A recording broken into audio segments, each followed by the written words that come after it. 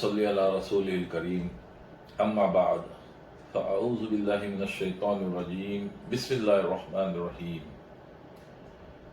یا ایھا الذین آمنوا اتقوا اللہ حق تقاتہ ولا تموتن الا وانتم مسلمون واعتصموا بحبل اللہ جميعا ولا تفرقوا واذکروا نعمت اللہ علیکم اذ کنتم اعداء فألف بین قلوبکم فاصبحتم بنعمتہ اخوانا وکنتم علی شفا حفرۃ من النار فانقذکم منها كذلك يبين الله لكم آياته لعلكم تهتدون ولتكن منكم أمة يدعون للخير ويأمرون بالمعروف وينهون عن المنكر وأولئك هم المفلحون صدق الله العظيم رب اشرح لي صدري ويسر لي أمري واحلل عقدة من لساني يفقهوا قولي رب زدني علما اللهم أرنا الحق حقا وارزقنا اتباعه وَأَرِنَا الْبَاطِلَ بَاطِلًا وَارْزُقْنَا اجْتِنَابَهُ آمین یا رب العالمین۔ معزز سامعین، السلام علیکم ورحمۃ اللہ وبرکاتہ۔ آج میری تقریر کا عنوان ہے امت مسلمہ کے لیے سے نکاتی لائے عمل، یعنی کہ 3 point agenda for the Muslim community. ابھی آپ کے سامنے میں نے سورہ آل عمران کی 3 آیت تلاوت کیا، آیت نمبر 102، 103، 104۔ تو سب سے پہلے آئیے ہم ان آیت کا ترجمہ کرتے ہیں۔ یا ایھا الذین آمنوا اتقوا اللہ حق تقاتہ، اے ایمان والو اللہ کا تقوی اختیار کرو جتنا کہ اس کے تقوی کا حق ہے۔ ولا تموتن الا وانتم مسلمون، اور دیکھو تمہیں ہرگز موت نہ آئے مگر حالت ایمان میں۔ وَاعْتَصِمُوا بِحَبْلِ اللَّهِ جَمِيعًا وَلَا تَفَرَّقُوا، اور تم سب مل جل کر اللہ کی رسی کو مکمل طور سے پکڑ لو اور تفریقے میں نہ پڑو۔ وَاذْكُرُوا نِعْمَتَ اللَّهِ عَلَيْكُمْ إِذْ كُنْتُمْ أَعْدَاءً، اور یاد کرو اللہ کی نعمت تم پر جب کہ تم آپس میں دشمن تھے۔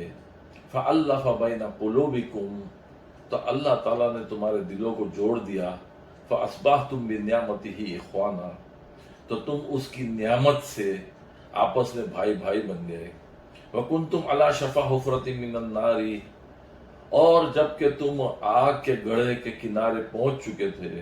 فَأَنْقَذَكُم مِّنْهَا، تو اللہ تعالیٰ نے تمہیں اس سے بچا لیا۔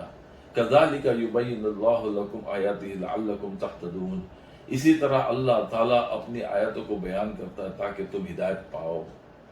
وَلْتَكُن مِّنكُمْ أُمَّةٌ يَدْعُونَ إِلَى الْخَيْرِ، اور تم میں سے ایک جماعت ایسی ہو جو خیر کی طرف بلائے۔ وَيَأْمُرُونَ بِالْمَعْرُوفِ وَيَنْهَوْنَ عَنِ الْمُنكَرِ، وہ نیکی کا حکم کرے اور بدی سے روکے۔ وَأُولَٰئِكَ هُمُ الْمُفْلِحُونَ، اور وہی لوگ فلاح پانے والے ہیں۔ تو اس ترجمے کے بعد جو میرا عنوان میں نے آپ کے سامنے بتایا ہوں، اس کا اس آیت سے کیا ریلیٹڈ ہے۔ پہلی آیت نمبر 102 میں اللہ تعالیٰ نے انفرادی لائے عمل بتائے ہیں کہ امت مسلمہ کے لوگوں کے لیے انفرادی لائے عمل کیا ہے۔ آیت نمبر 103 میں اس کے اجتماعیت کی اساس بنیاد بتائی گئی ہے، اور آیت نمبر 104 میں اس اجتماعی کے لیے لاہے عمل کیا ہو۔ یہ 3 مدے جو ان 3 آیتوں میں بیان کیے گئے ہیں۔ تو آئیے ہم ان آیتوں میں تشریح کرتے ہیں اور دیکھتے ہیں اللہ تعالیٰ نے ہمیں کیا ہدایت کی ہے، کیا رہنمائی کی ہے۔ یا ایھا الذین آمنوا، اے ایمان والو، یہاں پر جو ہے خطاب ایمان والوں سے ہے۔ اور ایک بات اور میں بتاتا چلوں کہ اس آیت کے اختتام میں آیا ہے کہ وَلَا تَمُوتُنَّ إِلَّا وَأَنْتُمْ مُسْلِمُونَ، مسلم کا لفظ آیا ہے۔ تو گویا کہ جب ایک ہی آیت میں ایمان اور مسلمان، اسلام کا لفظ آ جاتا ہے تو یہ دونوں میں فرق ہے۔ تو اس فرق کو بھی ہم واضح کرتے ہوئے چلے کہ یہ فرق ایمان والے کیا ہے؟ ایمان وہ ہوتا ہے جو انسان کے دل میں ہوتا ہے، اور اسلام وہ ہے جس نے کلمہ ادا کر دیا تو وہ مسلمان ہو گیا۔ اس کی خوبصورت وضاحت سورہ حجرات میں اللہ تعالیٰ نے آیت نمبر 14 میں کیے ہے کہ قالت الاعراب آمنا، یہ بدو لوگ جب کلمہ پڑھے تو آپ صلی اللہ علیہ وسلم کے پاس آ کے کہنے لگے کہ ہم بھی ایمان لائے۔ تو اللہ تعالیٰ نے فرمایا قل لم تؤمنوا، کہہ دیجئے کہ تم ایمان نہیں لائے، ولیکن قولوا اسلمنا، اور لیکن یہ کہو کہ تم نے ابھی اسلام قبول کیا ہے۔ ولیکن قولوا اسلمنا، تو گویا کہ ایمان الگ چیز ہے اور اسلام الگ چیز ہے۔ وَإِن تُطِيعُوا اللَّهَ وَرَسُولَهُ لَا يَلِتْكُم مِّنْ أَعْمَالِكُمْ شَيْئًا إِنَّ اللَّهَ غَفُورٌ رَّحِيمٌ وَلَمَّا يَدْخُلُ الْإِيمَانُ فِي قُلُوبِكُمْ، ابھی تمہارے دلوں میں وہ جو یقین والی کیفیت پیدا نہیں ہوئی ہے، اور اگر تم اللہ کی اور اس کے رسول کی اطاعت کرتے رہو گے تو گویا کہ تمہارے اعمال میں سے کوئی کمی نہیں کی جائے گی۔ واللہ غفور رحیم، اللہ تعالیٰ غفور رحیم ہے۔ تو اس وضاحت کے بعد مزید ہم جب اس کی تشریح میں جائیں گے تو یہ جو اسلام اور ایمان یہ اور بھی واضح ہو جائے گا۔ اس کے ساتھ ساتھ میں ایک بات اور کہتا چلوں کہ ایمان مجمل کے اندر جو الفاظ آتے ہیں کہ آمنت باللہ کما ہوا باسمائہ وقبلت جمیع احکامہ اقرار باللسان و تصدیق بالقلب، کہ میں اللہ تعالیٰ پر ایمان لایا جیسے کہ وہ اپنے نام اور صفات سے ظاہر ہے، اور میں جملہ احکامات کو قبول کرتا ہوں، زبان سے بھی اقرار کرتا ہوں اور دل سے بھی یقین کرتا ہوں۔ تو یہ فرق کو سمجھنے کے بعد یہاں پر یا ایھا الذین آمنوا اتقوا اللہ، اللہ کا تقوی اختیار کرو۔ اب یہ تقوی کیا ہے؟ یہ ایک لفظ میں انفرادی لائے عمل امت مسلمہ کو اللہ تعالیٰ نے عطا کیا ہے، لہذا اس تقوی کو اچھی طرح سمجھنا ضروری ہے۔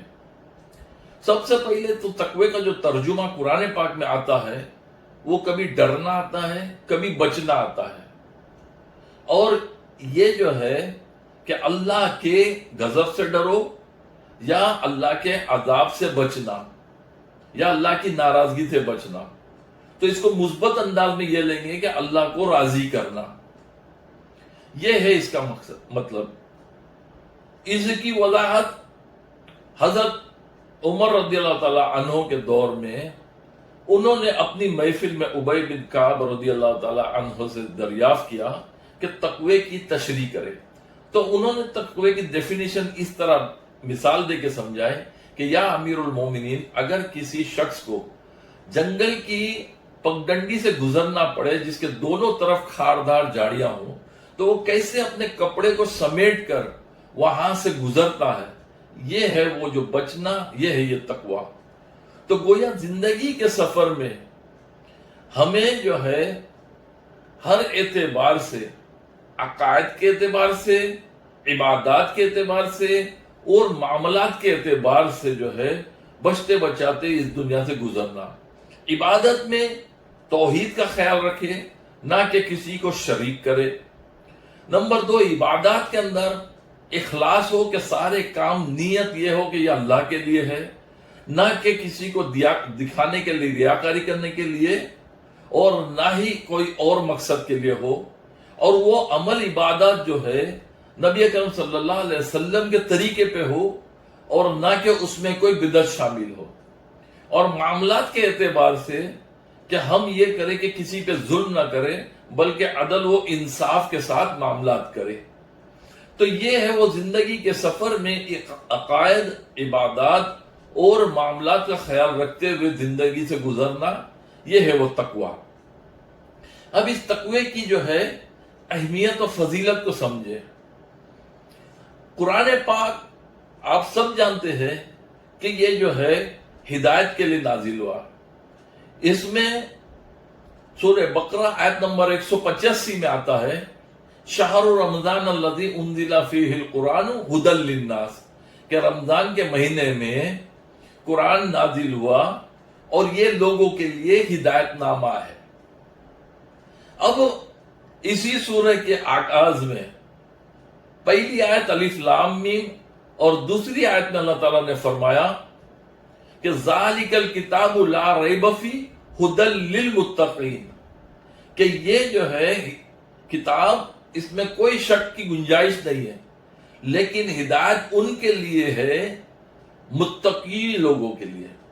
تو گویا کہ سب سے پہلے ہدایت کے لیے شرط لازم جو ہے وہ ہے تقوی، وہ ہے متقین۔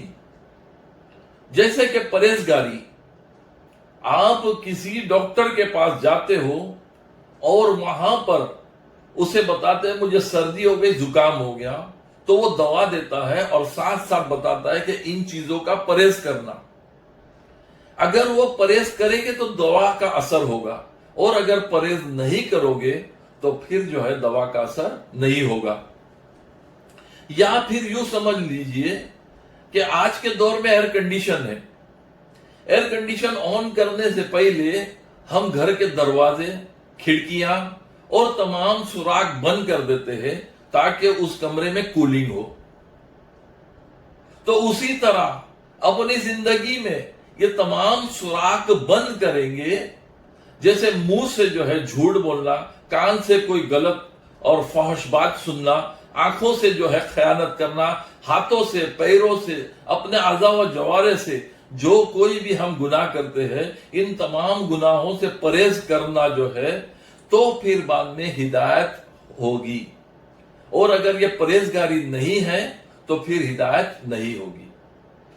تو ہدایت کے لیے شرط لازم تقوی ہے۔ دوسری، قبولیت کے لیے بھی شرط لازم تقوی ہے۔ سورہ معاہدہ آیت نمبر 27 کے اندر اللہ تعالیٰ نے فرمایا انما یتقبل اللہ من المتقین۔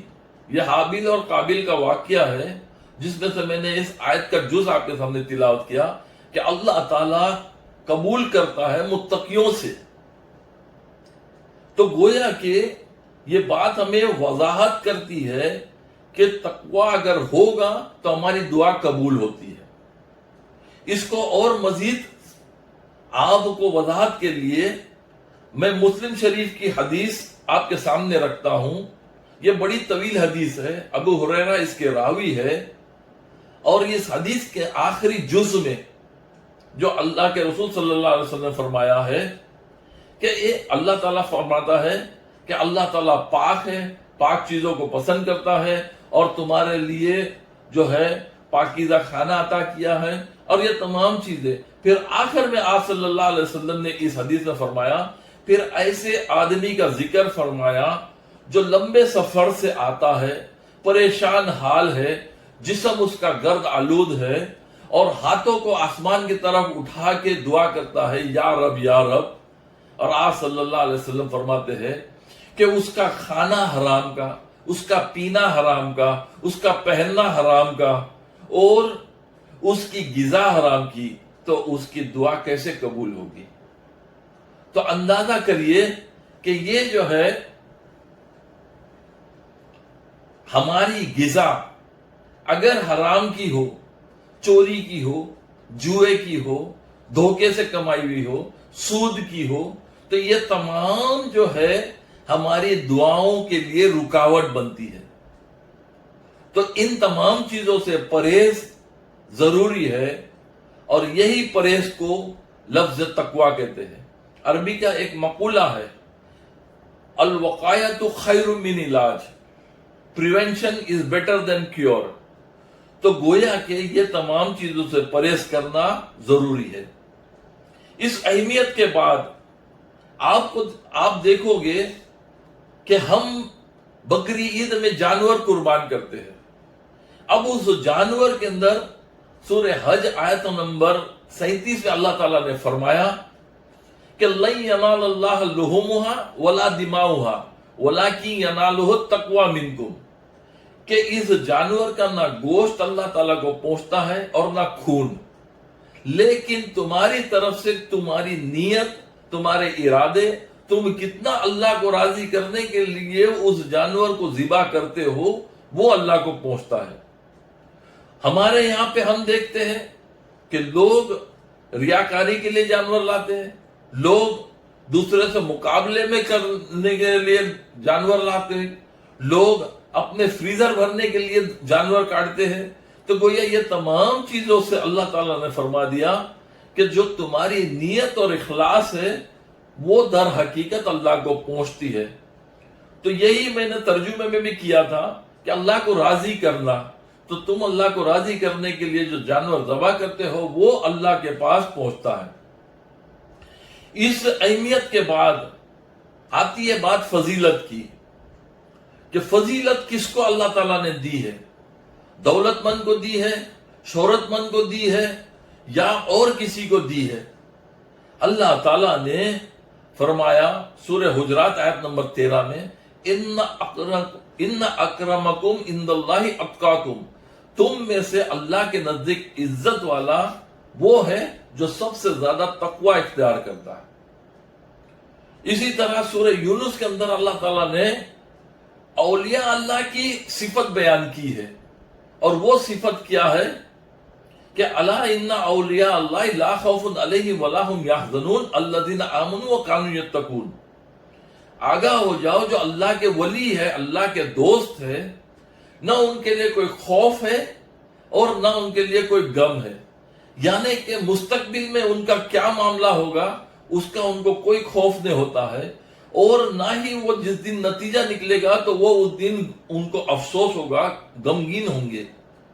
اور انہوں نے کیا کیا؟ الذین آمنوا وکانوا یتقون، ان لوگوں نے ایمان لائے اور اللہ کا تقوی اختیار کیے۔ تو گویا اللہ تعالی نے فرمایا کہ یہ اولیاء اللہ ہے، یہ میرے دوست لوگ ہیں۔ اور جو اللہ کا دوست ہے تو اللہ فرماتا وَعَلَمُوا أَنَّ اللَّهَ مَعَ الْمُتَّقِينَ، کہ آگاہ ہو جا اللہ تعالیٰ اپنے متقی پرہیزگار لوگوں کے ساتھ ہے۔ اسی طرح جب اللہ تعالیٰ ان کے ساتھ ہے تو یہ کبھی بھی کوئی مشکل میں، کوئی مصائب میں، کوئی کسی اعتبار سے کسی اس میں پھنس جاتے ہیں تو اللہ تعالیٰ ان کے لیے وہ راستہ نکالتا ہے۔ وَمَن يَتَّقِ اللَّهَ يَجْعَل لَّهُ مَخْرَجًا، اور ان کے لیے وہ رزق عطا کرتا ہے جو ان کے وہم و گمان میں بھی نہیں ہوتا ہے۔ وَيَرْزُقْهُ مِنْ حَيْثُ لَا يَحْتَسِبُ، اور ان کو ایسی جگہ سے رزق دیتا ہے جو ان کے وہم و گمان میں بھی نہیں ہوتا۔ اسی تقوی کے لیے اللہ تعالیٰ متنبع کرتا ہے، کیا چیز؟ کہ تم جو کچھ بھی اعمال و افعال کر رہے ہو اور وہ آگے تم بھیج رہے ہو تو وہ اعمال کی طرف دھیان دو۔ یا ایھا الذین آمنوا اتقوا اللہ ولتنظر نفس ما قدمت لغد واتقوا اللہ ان اللہ خبیر بما تعملون۔ یہ سورہ حشر آیت نمبر 18 میں اللہ تعالیٰ فرماتا ہے کہ اے لوگو اللہ کا تقوی اختیار کرو اور دیکھو تم آگے کے لیے کیا بھیج رہے ہو، اور اللہ کا تقوی اختیار کرو، اللہ تعالیٰ خبیر ہے اور علیم ہے۔ مزید اللہ تعالیٰ سورہ بقرہ آیت نمبر 48 اور آیت نمبر 123 میں فرماتا ہے کہ اس قیامت کے دن سے بچو، اس قیامت کے دن سے ڈرو۔ وَاتَّقُوا يَوْمًا لَا تَجْزِي نَفْسٌ عَن نَفْسٍ شَيْئًا وَلَا يُقْبَلُ مِنْهَا عَدْلٌ وَلَا تَنفَعُهَا شَفَاعَةٌ وَلَا هُمْ يُنصَرُونَ، کہ اس دن سے ڈرو جس دن کوئی تجزیہ نہیں قبول ہوئے گا، کوئی کسی کے کام نہیں آئے گا، کوئی کسی کی سفارش قبول نہیں ہوگی اور کسی کی مدد نہیں کی جائے گی۔ اس دن کا مالک، اس دن کا بادشاہ صرف اور صرف اللہ ہوگا۔ لمن الملک اليوم للہ واحد القہار، کہ اس دن بادشاہی کس کی ہوگی؟ وہ صرف اور صرف وہ ایک اللہ کی ہوگی۔ وہاں نہ کسی کا انفلوئنس چلے گا، وہاں نہ رشوت دی جائے گی، وہاں نہ اور کسی اعتبار سے کوئی چیز کام آئے گی۔ تو اللہ تعالیٰ یہ جو ہے متنبع کرتا ہے۔ یہ تقوی کی اہمیت کے اعتبار سے اللہ تعالیٰ نے بندوں کو ایسے ہی نہیں چھوڑ دیا ہے۔ سال کے 12 مہینے میں سے ایک مہینہ اللہ تعالیٰ نے رمضان کا رکھا ہے، اور ماہ رمضان میں روزے کی حالت میں اللہ تعالیٰ نے حلال چیزوں سے بھی پرہیز کرنے کے لیے کہا ہے، یہاں تک کہ جو کھانا اور پینا پانی بھی حلال ہے اس سے بھی پرہیز ہے، اور روزے کی حالت میں یہ بھی چیزیں حرام ہیں، شہوت بھی حرام ہے، ہماری اپنی بیوی بھی حرام ہے۔ یہ تمام چیزیں پرہیزگاری اللہ تعالیٰ ایک مہینہ کراتا ہے تاکہ 12 مہینے بقیہ 11 مہینے جو ہے ہم پرہیزگار بنے رہے۔ تو یہ جو روزہ ہے اس کا مقصد اللہ تعالیٰ نے سورہ بقرہ میں یوں فرمایا ہے کہ یا ایھا الذین آمنوا کتب علیکم الصیام کما کتب علی الذین من قبلکم لعلکم تتقون.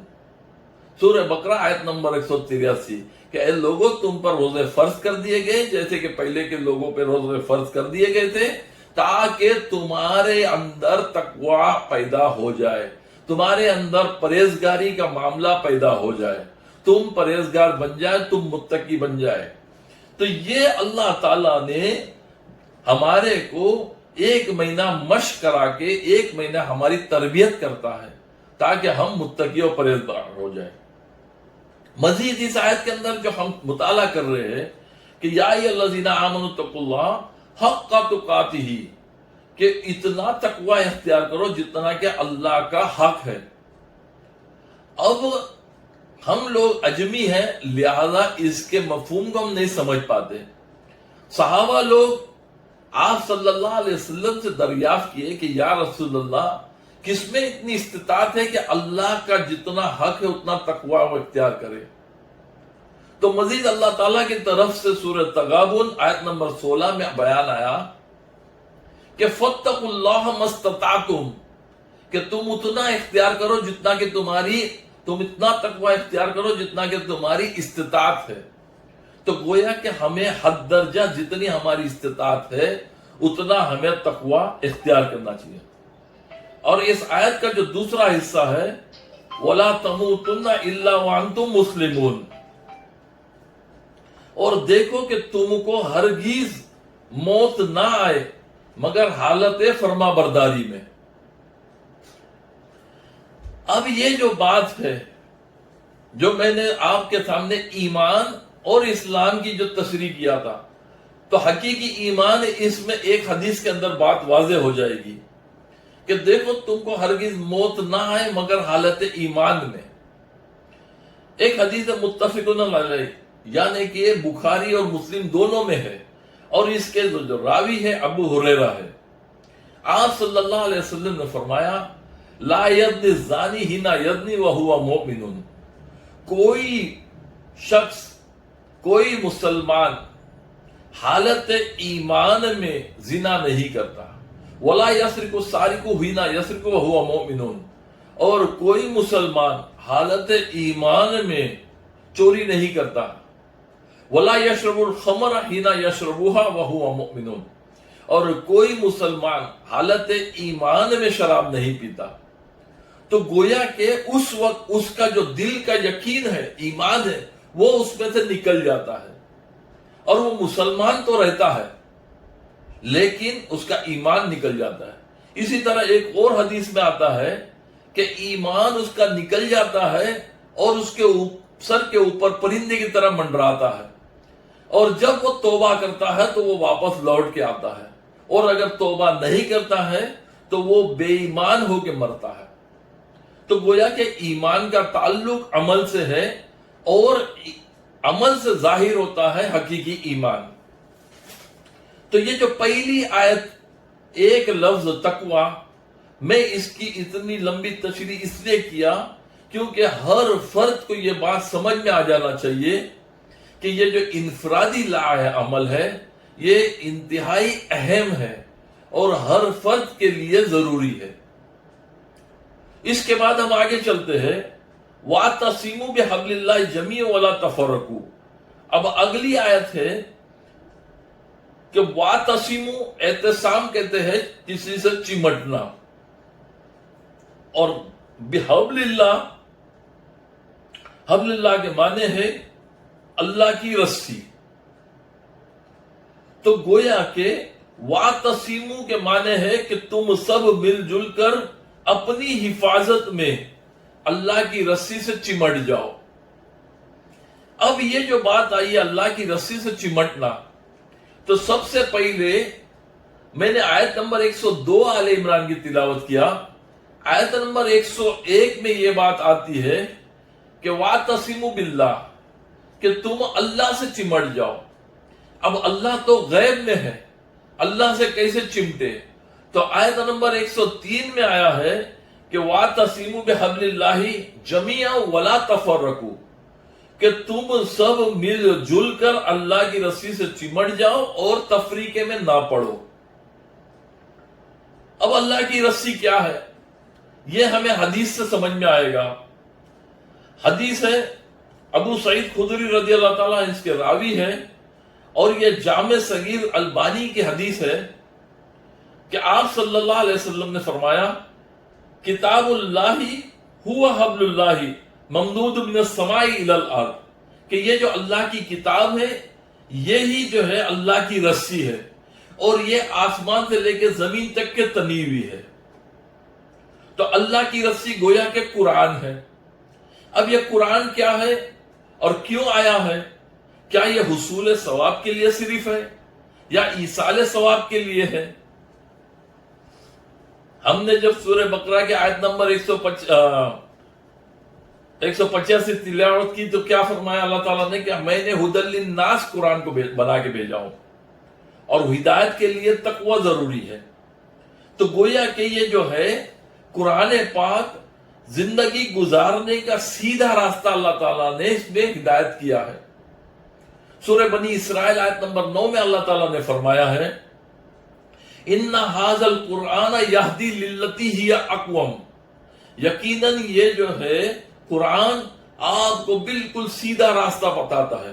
وَيُبَشِّرُ الْمُؤْمِنِينَ الَّذِينَ يَعْمَلُونَ الصَّالِحَاتِ أَنَّ لَهُمْ أَجْرًا كَبِيرًا، اور بشارت کرتا ہے ایمان والوں کو جو نیک عمل کریں گے، اللہ کے بتائے ہوئے ہدایت پہ چلیں گے تو ان کے لیے بہت بڑا اجر ہے۔ تو گویا کہ یہ سیدھا راستہ اللہ کا راستہ، اور اللہ اپنے راستے کے بارے میں سورہ انعام میں یوں فرماتا ہے کہ ان ھذا صراطی مستقیما، کہ میرا راستہ بالکل سیدھا ہے، فاتبعوہ، تو پھر اس کی اتباع کرو، ولا تتبعوا السبل، اور دوسرے آڑے ٹیڑے راستوں کی اتباع نہ کرو، فتفرق بکم عن سبیلی، تو وہ تمہیں جو ہے سیدھے راستے سے ہٹا کے دوسرے راستے پہ لے کے چلے جائے گا۔ تو اس سے بچنے کے لیے جو ہے اللہ تعالیٰ نے بتایا کہ اس پر تم جو ہے اتباع اس کی کرو،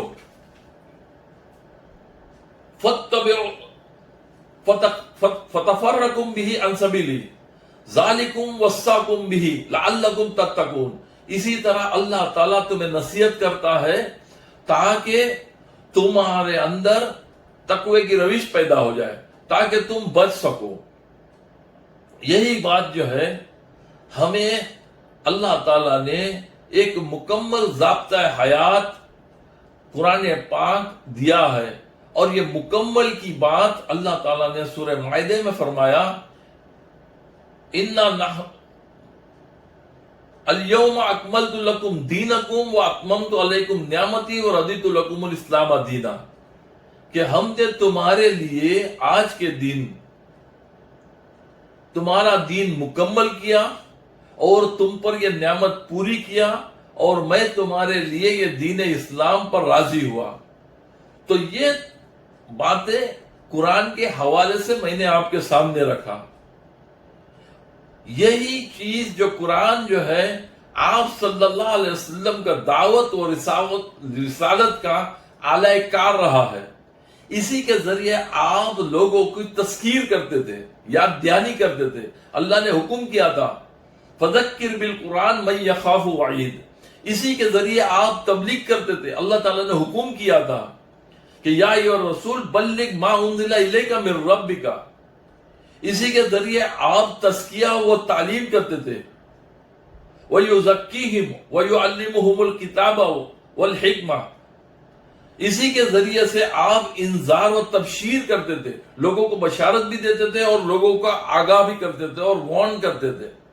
اور اسی کے ذریعے سے اللہ تعالیٰ نے آپ کو جو ہے جہاد کرنے کا حکم دیا تھا کہ فَلَا تُطِعِ الْكَافِرِينَ وَجَاهِدْهُمْ بِهِ جِهَادًا كَبِيرًا، ان کافروں کی بات نہ مانو، یہ اپنے فلسفے پیش کر رہے ہیں، آپ جو ہے ان کی بات نہ مانو اور آپ جو ہے اس قرآن کے ذریعے سے جو ہے ان کے ساتھ جہاد کریں۔ تو گویا یہ جو ہے قرآن آپ صلی اللہ علیہ وسلم کا معجزہ تھا، اور اسی سے اللہ تعالیٰ نے اس آیت میں ہمیں فرمایا ہے کہ وَاعْتَصِمُوا بِحَبْلِ اللَّهِ جَمِيعًا، کہ تم سب مل جل کر اس قرآن کو مضبوطی سے پکڑ لو، یعنی اس کو فالو کرنے والے بن جاؤ۔ وَلَا تَفَرَّقُوا، اور دیکھو اس کے معاملے میں آپس میں کٹ مت جانا، تفریقے میں مت پڑ جانا، من دیگری تو دیگری مت ہو جانا۔ اور یہی بات نبی اکرم صلی اللہ علیہ وسلم نے حجۃ الوداع پہ فرمائی۔ یہ پورا خطبہ ہے، اس میں کی ایک لائن میں آپ کے سامنے رکھنا چاہتا ہوں، وَقَدْ تَرَكْتُمْ فِيكُمْ، لوگوں میں تمہارے درمیان ایک چیز چھوڑ کے جا رہا ہوں، مَا اِنِ تَصَمْتُمْ بِهِ، تو تم میں سے جو کوئی اس کو مضبوطی سے پکڑے گا، فَلَن تَضِلُّوا أَبَدًا، تو وہ کبھی گمراہ نہیں ہوگا، وَهُوَ کتاب اللہ، اور وہ ہے اللہ کی کتاب۔ تو یہ تاریخ گواہ ہے، جب تک کہ امت قرآن کو اپنا ہادی سمجھا، قرآن پر عمل کیا، اپنے اخلاق اور معاملات کو اس کے مطابق استوار رکھا، تو انفرادی و اجتماعی سطح پر رعب قائم رہا اور وہ غالب رہے۔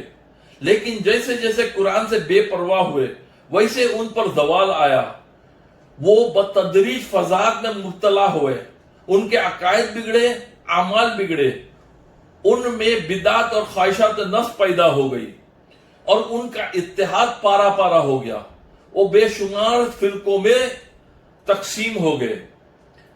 تو اس آیت کے حوالے سے یہاں پر یہی بات بتائی جا رہی ہے کہ جو لوگ فردن فردن متقی اور پرہیزگار ہو گئے ہیں، وہ اس قرآن کے ذریعے سے جڑ جائے آپس میں اور تفریقے میں نہ پڑے۔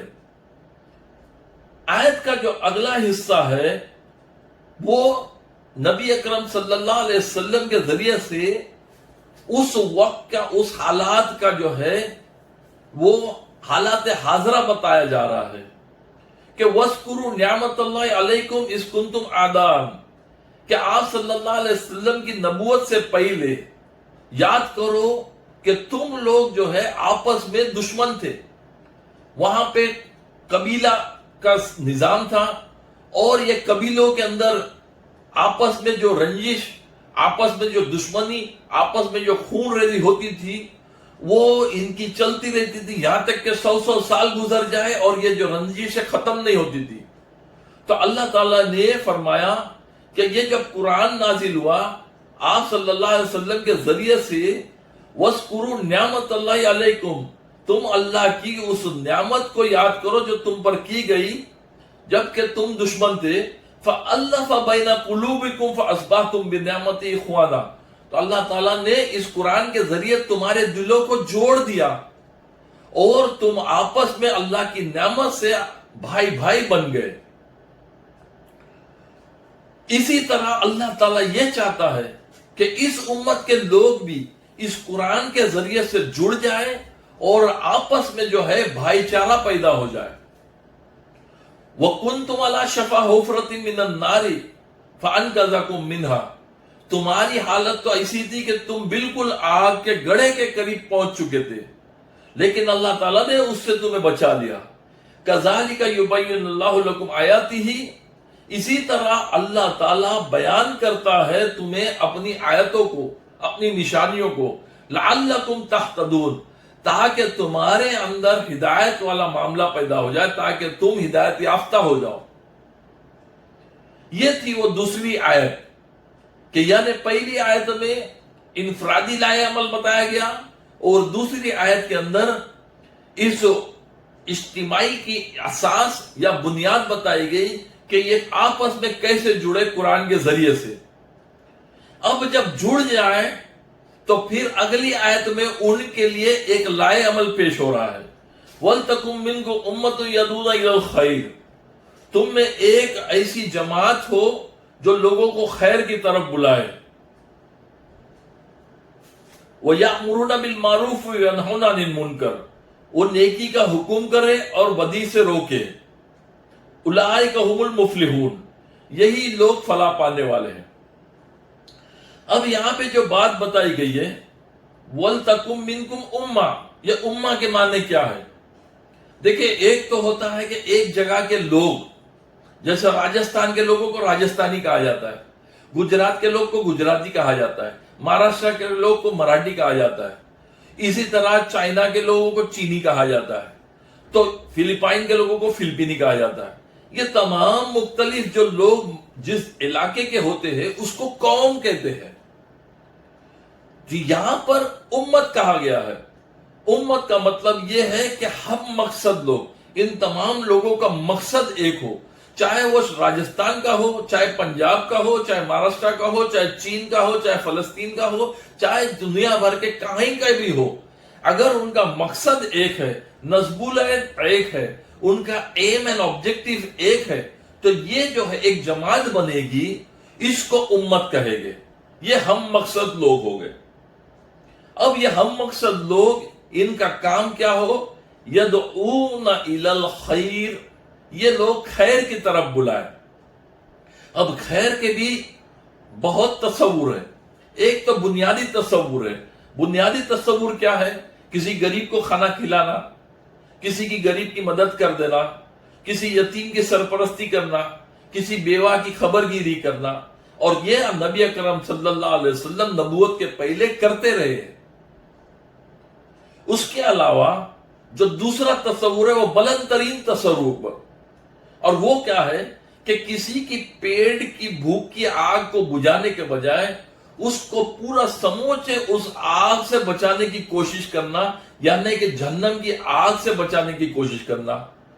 وہ ایسا نہ ہو کہ وہ جو ہے لادینی طور پہ وہ مر جائے، بے ایمان ہو کے مر جائے، بلکہ ایمان والا ہو کے مرے، تاکہ وہ جو ہے آخرت میں اس کی جو ہے وہ سرخرو ہو سکے۔ اور دوسرا جو ہے جہنم کی آگ سے بچانے کے علاوہ دنیا میں جو معاملات ہے اس کے اندر کسی پہ ظلم، کسی پہ زیادتی یہ نہ ہو، بلکہ عدل اور انصاف قائم کرے۔ تو یہ ہے وہ دو چیز خیر کا مطلب۔ تو تمہارے اندر ایک ایسی جماعت ہو، ایک ایسی امت ہو جو لوگوں کو خیر کی طرف بلائے، وہ یامرون بالمعروف و ینہون عن المنکر، اور وہ جو ہے یامر یعنی حکم کرنا۔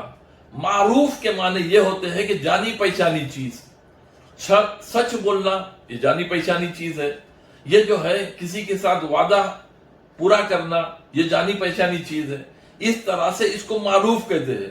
وہ ینہون عن المنکر، اور منع کرنا منکرات سے۔ منکرات وہ ہے جس کو فطرت ابا کرتی ہے، نفرت کرتی ہے، ہیٹ کرتی ہے۔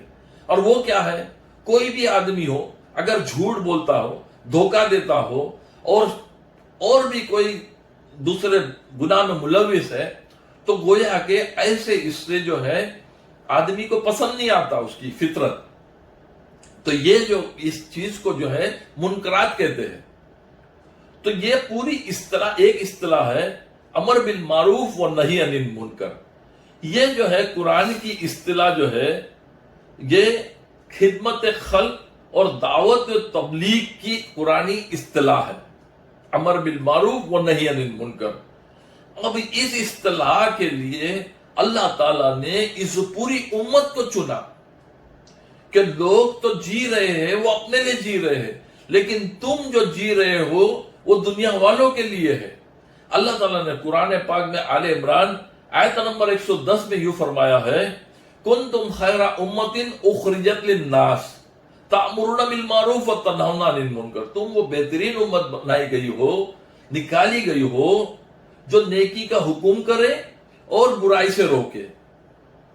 اور اگر پوری امت یہ کام نہ کر رہی ہو تو پھر یہ آیت نمبر 110 سے آیت نمبر 104 پہ آ جائے کہ کم از کم ایک جماعت تو ایسی ہو جو یہ کام کرے کہ وَلْتَكُمْ مِنْكُمْ أُمَّةٌ يَدْعُونَ إِلَى الْخَيْرِ يَأْمُرُونَ بِالْمَعْرُوفِ وَيَنْهَوْنَ عَنِ الْمُنکَرِ، کہ تمہارے درمیان میں سے، اس پورے امت مسلمہ میں سے ایک جماعت ایسی ہو جو یہ کام کرے، امر بالمعروف اور نہی عن المنکر کا۔ نبی اکرم صلی اللہ علیہ وسلم کی حدیث ہے، یہ مسلم شریف کی حدیث ہے، اور ابی سعید خدری رضی اللہ تعالیٰ اس کے راوی ہے۔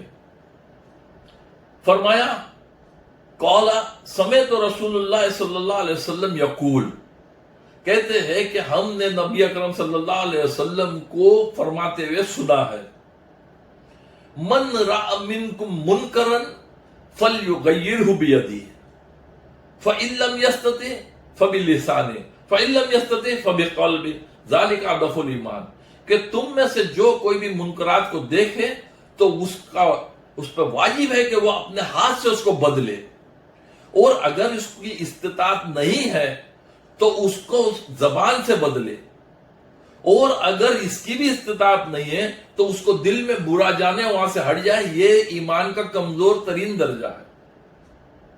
تو یہ آپ صلی اللہ علیہ وسلم نے نہی عن المنکر کے اعتبار سے سٹیپ بائی سٹیپ یہ بات بتائی ہے کہ یہ کتنا اشد ضروری ہے۔ اگر یہ کام نہیں کرتے ہیں تو کیا ہوگا؟ یعنی کہ ایک ماحول خراب ہے، اس کو اگر بدلنے کی کوشش نہیں کرتے ہیں تو پھر ہوگا یہ کہ ماحول کا اثر آپ پر خود پڑے گا اور آپ ماحول کے رنگ میں رنگ جاؤ گے۔ تو یہ در حقیقت اس چیز کو کرنا ضروری ہے۔ اس کو جو ہے انگریزی میں ایک مقولہ ہے، offense is the best form of defense، یا اردو میں یہ کہیں گے جارحیت بہترین دفاع ہے، کہ گویا کہ تم اس کو منع کرنے والے بنو تاکہ جو ہے تمہارے اوپر اس کا رنگ نہ چڑھ جائے۔ اگر ہم یہ نہیں کرتے ہیں تو اس سے کیا ہوگا؟ میں آپ کے سامنے امام بہقی کی ایک حدیث قدسی بیان کرتا ہوں کہ اللہ تعالیٰ نے جبرائیل علیہ السلام کو وحی کی۔ آپ صلی اللہ علیہ وسلم نے فرمایا اوحى اللہ عز وجل الی جبریل علیہ السلام، کہ اللہ تعالیٰ نے جبرائیل علیہ السلام کو وحی کی۔ قال، اللہ تعالیٰ فرماتے ہیں اقلب مدینہ کذا و کذا بأہلہا، کہ فلانے بستی کو الٹ دو ان کے رہنے والوں پر۔ قال فقال، جبریل امین فرماتے ہیں اللہ سے یا ربی، اے میرے رب، انا فیہا عبدک فلانا، کہ اس میں تیرا ایک ایسا بھی بندہ ہے لم یعصک طرفۃ عین، اس نے پلک جھپکنے جتنا دیر بھی معصیت میں نہیں گزارا، تو کیا اس کو پہلے نکالا جائے اور اس کے بعد بستی پلٹی جائے؟ وہاں پر اللہ تعالیٰ کا جواب یہ ہے اقلبھا علیہ و علیہم، اس بستی کو الٹو اس بندے کے اوپر پہلے اور بعد میں پوری بستی کے اوپر الٹو۔ فإن وجہہ، اس لیے کہ اس کا جو چہرہ متغیر نہیں ہوتا تھا۔ جب اللہ کے احکام ٹوٹ رہے تھے، جب عریانی اور فحاشی اور عیاشی اور بے حیائی اور جو کچھ بھی ہو رہے تھے، تو یہ اپنے ہی اس میں لگا ہوا تھا اور یہ ان کو منع نہیں کر رہا تھا، تو یہ ہے اس کا جرم۔ فَإِنَّ وَجْهُ لَمْ يَتَغَيَّرْ لَمْ يَتَمَعَّ فِيَ سَاعَتِقَتْ، کہ اس کے چہرے پہ شکن بھی نہیں آتی رہی ہے جب معاشرے کے اندر بدامنی پھیلی ہوئی تھی۔ اسی طرح جو ہے قرآن پاک کے میں دو واقعات آپ کے سامنے رکھنا چاہوں گا۔ سورہ اعراف آیت نمبر 163، 164، 165، اصحاب سبت کا واقعہ۔ اصحاب سبت کو اللہ تعالیٰ نے حکم دیا تھا کہ ہفتے کے دن عبادت کرنا اور کوئی دنیاوی کام نہیں کرنا۔ یہ ایک بستی کے لوگ تو جو سمندر کنارے تھے، وہاں پہ مچھی کا ان کا جو ہے آکوپیشن تھا۔ وہ لوگ کیا کرتے تھے کہ وہاں پر مچھی پکڑنے کے لیے جب منع کیا گیا تو صرف گڈھا کھودتے تھے اور اس میں ایک نالی بناتے تھے تاکہ اس نالی کے ذریعے سے پانی آ جائے گڈھے میں اور اس کے ساتھ ساتھ مچھی بھی آ جائے تاکہ دوسرے دن جا کے پھر مچھی پکڑ لے۔ تو یہ جو ہیلے بہانے اور یہ جو ایکسکیوز جو ان لوگ کرتے تھے، تو ایسے میں ان کے درمیان میں 3 گروہ بن گئے۔ ایک وہ جو صرف اور صرف عبادت کرتا تھا، ایک وہ جو عبادت نہیں کرتا تھا گڈھے کھودتا تھا مچھلیوں کو پھنسانے کے لیے، وہ عبادت نہیں کرتا تھا۔ اور تیسرا ایک گروہ تھا عبادت بھی کرتا تھا اور ان لوگوں کو منع بھی کرتا تھا۔ تو پھر ایسے میں جو لوگ صرف عبادت کرتے تھے وہ اس تیسرے گروہ کو کہتے تھے کہ کیوں تم ان کو منع کرتے ہو جبکہ اللہ تعالیٰ نے ان کو ہلاک کا فیصلہ کر چکا ہے۔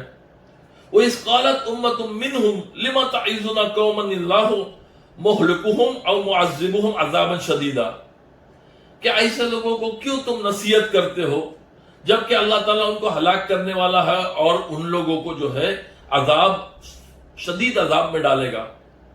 تو ان کا جواب بڑا پیارا ہے۔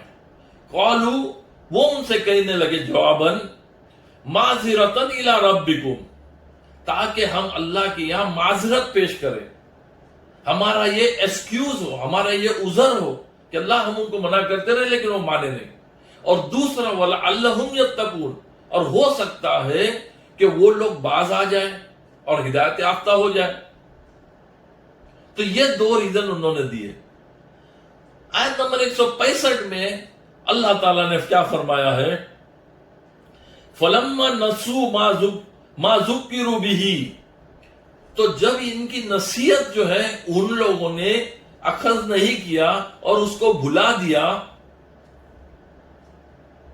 انجینا الذین ینہون عن السوء، تو پھر اللہ تعالیٰ نے اپنے عذاب سے صرف اور صرف ان لوگوں کو بچایا جو ینہون عن السوء، برائی سے لوگوں کو روکتے رہے ہیں۔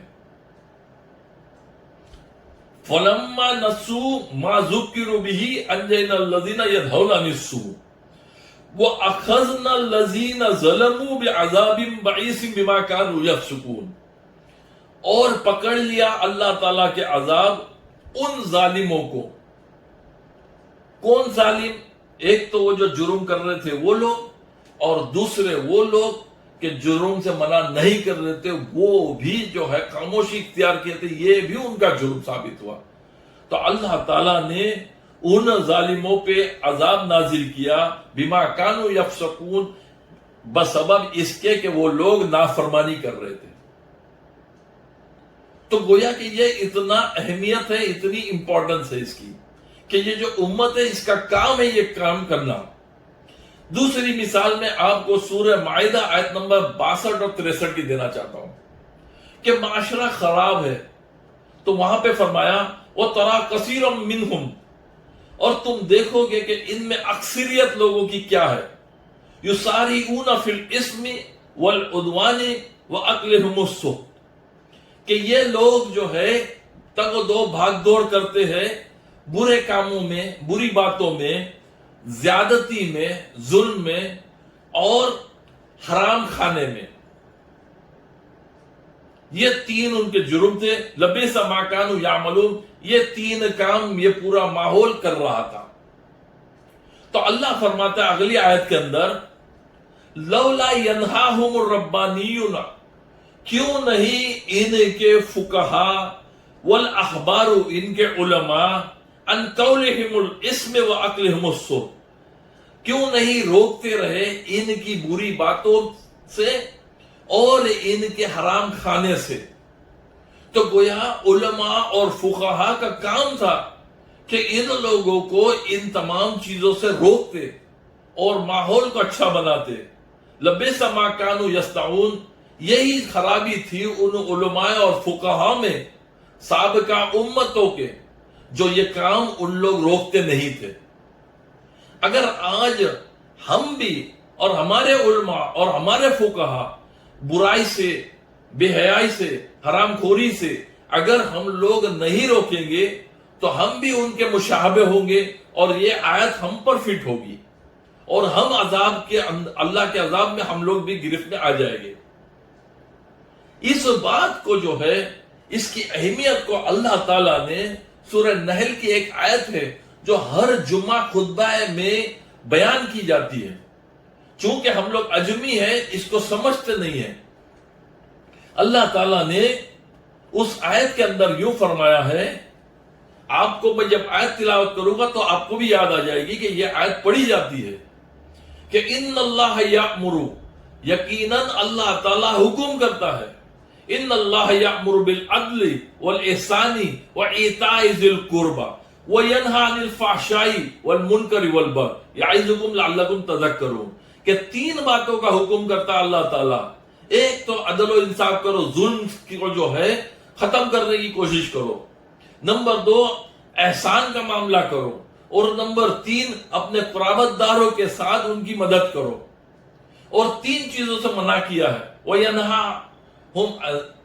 عَنِ الْفَحْشَاءِ، بے حیائی سے، وَالْمُنْكَرَاتِ، جو تمام چیز جو ہے فطرت کو ناپسندیدہ چیزیں ہیں، وَالْبَغْضِ، اور زیادتی، یہ 3 چیزوں سے جو ہے ان کو منع کرو۔ اللہ تعالیٰ نصیحت کرتا ہے تاکہ تم جو ہے تذکرون، تاکہ تم جو ہے یہ یاد دہانی قبول کرے۔ تو گویا کہ یہ جو ہے ہمارے لیے امر بالمعروف نہی عن المنکر کی اصطلاح میں اجتماعیت کے لیے ایک مکمل لاہ عمل اللہ تعالیٰ نے دیا ہے۔ اگر یہ کرتے ہیں تو آیت کا اگلا حصہ ہے وَأُولَئِكَ هُمُ الْمُفْلِحُونَ، تو یہی لوگ کامیاب ہونے والے ہیں، یہی لوگ فلاح پانے والے ہیں۔ تو یہ جو 3 آیت کا خلاصہ کیا ہوا کہ سب سے پہلے ہم کو تقوی کی بھٹی سے گزر کر ہمیں پکی اینٹ بننا ہے، ہمیں ایک متقی پرہیزگار ایمان والا مسلمان بننا ہے، اور اسی طرح سارے لوگ بنیں گے تو پھر یہ اینٹ سے اینٹ جڑے گی قرآن کے ذریعے۔ ہمارے درمیان سے آج قرآن نکل گیا ہے، غیروں نے سازش کر کے ہمارے درمیان سے قرآن کو ہٹا دیا ہے۔ سورہ حامیم سجدہ میں آتا ہے وَقَالَ الَّذِينَ كَفَرُوا لَا تَسْمَعُوا لِهَذَا الْقُرْآنِ وَالْغَوْا فِيهِ لَعَلَّكُمْ تَغْلِبُونَ، یہ کافر لوگ تو چاہیں گے کہ یہ لوگ قرآن کو نہ سنیں، اور جب یہ قرآن پڑھا جائے تو شور مچاؤ، واویلا مچاؤ، تاکہ تم لوگ غالب آ جاؤ۔ تو گویا کہ ان تمام چیزوں سے آج ہمارے درمیان میں قرآن کو لانا نہایت ضروری ہے، تاکہ ہمارے اندر جو ہے جس طرح اللہ تعالیٰ نے اس قوم کی وَأَلَّفَ بَيْنَ قُلُوبِكُمْ فَأَصْبَحْتُمْ بِنِعْمَتِهِ إِخْوَانًا، کہ ان لوگوں کے اللہ تعالیٰ نے دلوں کو جوڑ دیا، تو آج اس امت کی بھی جو ہے اللہ تعالیٰ دلوں کو جوڑ دے۔ تو گویا کہ اس کو قرآن کے ذریعے سے جوڑنا ضروری ہے، اور یہ جوڑنے کے ساتھ ساتھ ایک جو ہے ان اینٹوں کی دیوار بن جائے، پھر یہ جو مضبوط دیوار معاشرے کی برائی کو اچھائی میں بدلنے کی کوشش کرے، اور تاکہ کیا ہو، ایک صاف ستھرا اور اچھا معاشرہ قائم ہو جائے، اور دوسرا آخرت میں بھی جو ہے ہم کامیابی حاصل کر سکے۔ تو یہ میرا پیغام، میری جو بات آپ کے سامنے اس 3 آیتوں کے حوالے سے رکھا، اللہ تعالیٰ مجھے بھی اور آپ کو بھی اس پر عمل کی توفیق عطا فرمائے، اس کو سمجھنے کی یہ کرے، اور اس پر ہم لوگوں کو مل جل کر محنت کرنے کی کوشش کریں، تاکہ ہم جو ہے اس دنیا میں بھی ایک اچھا ماحول قائم کر سکیں اور آخرت میں بھی کامیاب ہو سکیں۔ وآخر دعوانا الحمدللہ رب العالمین۔